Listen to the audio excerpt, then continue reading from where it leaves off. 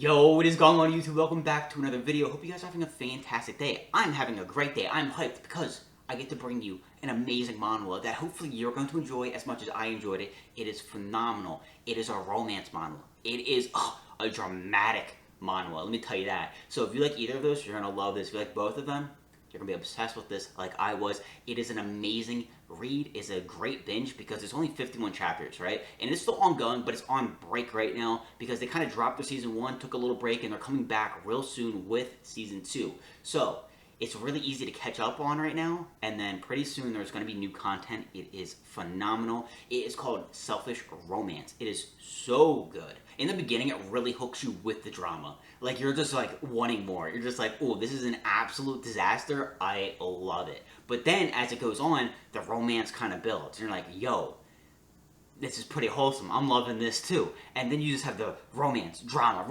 and you're just like, dude, I can't get enough. We are eating so good. The only downside to this manhwa, is that the last chapter, the last panel, massive cliffhanger. They said, here you go, and dipped. And they're like, have fun. It's like, dude, like, how do you end it right there? Like, they left it in a spot where you just need that next chapter, and the fact that it's not there is kind of foul. But that just means it's just that good, you know what I mean? It's just that enjoyable. You're easily going to get hooked and binge into it. But let me explain what it is about. I'm going to kind of spoil the first kind of like 3 chapters to kind of like explain it. But other than that, there's absolutely no spoilers. I highly, highly, highly recommend this. Selfish Romance was one of my favorite reads recently. Pretty much what it's about is you have a female MC. Now, she is getting married. You know, it's awesome, it's great. Not really for her. She overheard her fiance on the phone kind of telling somebody that, like, hey, you know, like, she's great, she's really nice and all, but, like, I don't love her. I don't see her that way. The reason why he's marrying her and even dated her for several years is because she was there for her, his dad, and she means a lot to his family because she's been so helpful and so supportive. So, like, they feel, like, indebted to her. Like, oh my god, she is amazing, which is why he kind of, like, dated her and now is marrying her. So she was really hurt by that, you know, obviously. So what she did in the most devious way is on Christmas Eve in a cafe, she's pretty much like, fuck you, I don't like you, I'm done, I'm breaking up with you.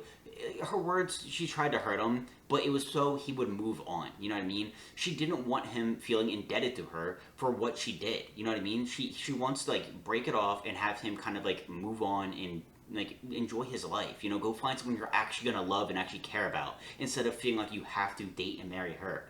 So she, you know, her words did not match her feelings, obviously. So because of that, was really depressed after that. She was really feeling down, and her friends like, yo, come on, we're going out to the bars, you know, so-and-so's birthday, we're gonna have a great time, we gotta get you out, right? We gotta get you out of your head, especially, because, like, she's just, like, really kind of, like, sad, but also, like, throwing herself into her work. Like, she's gonna burn out.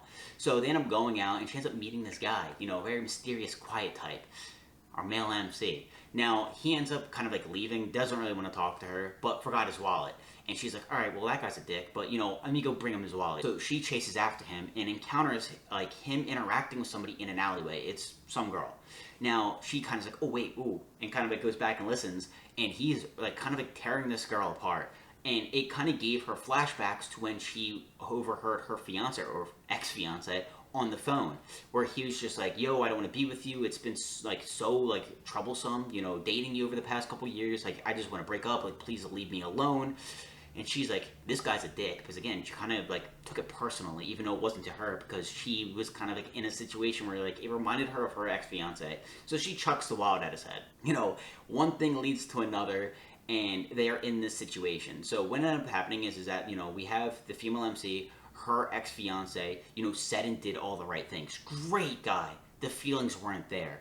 The male MC, what ended up happening is that he did the same thing she did. He actually really cares about this girl, but he's in a toxic relationship, so he needs to kind of, like, be aggressive to kind of push her away, just like the female MC did. They're kind of, like, really similar in that aspect, but their situations are the polar opposites, because his ex-girlfriend loves him a lot, but her words and actions do not express that. She is very, very toxic. So that's why he kind of, like, in that alleyway was like, yo, like, leave me alone. Like, I do not care about you. I do not love you. It's trouble dating you. Like, I'm good. You're a nuisance. Please leave me alone. Again, his words do not, like, match his feelings. So what ends up happening is that they end up kind of fake dating. They kind of get back at their exes. because even though they both broke it off, even though they did it pretty aggressively, you know, they still really care and just feel really hurt by their exes. So he ends up kind of posting pictures of their dates, you know, online to kind of get at his ex-girlfriend, and she ends up going on dates with him around that area, around where her ex-fiance lives, so he would hopefully spot them and be like, oh no, and be jealous, you know what I mean? So it's kind of a mess. So that's kind of what this manhwa is about. You have these two people who are pretending to date, you know, to get back at their exes. Of course, the drama is going to be insane because they're trying to get reactions, but, you know, it's a small world, and a lot of people know a lot of people. It gets really intense, it gets really insane, and it gets pretty awesome. It gets juicy. That's all I'm going to say. That aspect of it where they're trying to, like, get reactions and try to, like, get at the other person, it gets insane, especially because his ex-girlfriend, like I said, is toxic, and she does not hold back. No, she does not appreciate his new girlfriend. So, like I said, the drama is definitely there. It's amazing. It carries the beginning of this manhwa because it focuses on that drama. But as you can imagine, two people pretending to date each other, pretty similar, you know, treat each other really well. They end up kind of growing on each other, and, you know, who knows? We haven't gotten to that part yet, but it is very good. Like I said, in the beginning, when they're trying to get at their exes, when they're trying to, like, figure stuff out, it's very dramatic, and it's good, but as it goes on, it is getting into them kind of, like, becoming friends, and then becoming more than friends, and it's, like, really wholesome, really sweet, especially because they both are, like, good people, you know what I mean? Our male MC and our female MC both kind of just, like, been through a lot. They just got out of two bad relationships, and the fact that they're able to kind of, like, get along and kind of become friends and, like, you know, get into, like, a better relationship, get into a better situation, be treated right, it just feels good. You know, there's a whole lot to love about this manhwa. It is really good, and like I said, I highly recommend it. The drama is there. The drama is so good, but then the romance is so sweet and wholesome, and there's more than just them.